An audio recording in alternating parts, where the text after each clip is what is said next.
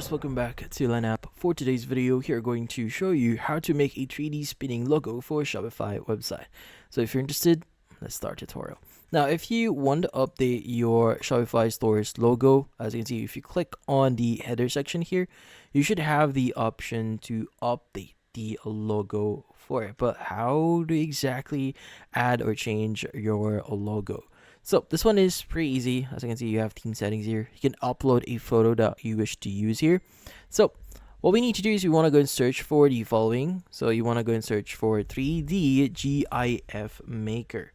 Now from here, you want to go open up the link here, you see, and you could just basically start choosing whichever effect you want. Now you can customize the size, the speed, the total frames here, and the zoom as well. Let's go and upload our image here since we want to use an image. Maybe I want to use this photo here. Click on open.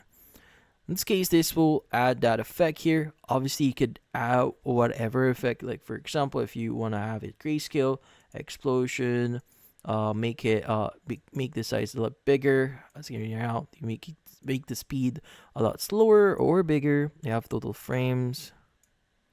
If you want to add frames to it, and also the zoom if you want to. Now you could go ahead and change if you to the treble, wobble, whatever you want.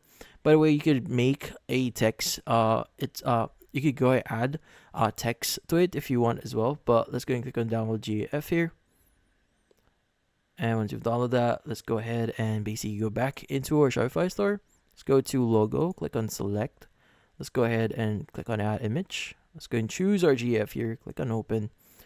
And let's just wait for it to load up. But once it's actually loaded up, you should be able to start using it. As you can see right now, let's go and select it. Click on done. And it should update our logo here. As you can see, it's now updated. So it might take a while for it to load up. But in this case, in the header, you can make it a lot bigger if you want to. So usually it should be at the element section at the right side here. So let's just look for the size for it. But if you don't see it in here, you may need to go back into theme settings, and you should be able to see the sub logo width here to make it a lot bigger on your store. But yeah, so in this case, that's about it. So hopefully this video was able to help you like and subscribe to LenApp. Thank you for watching.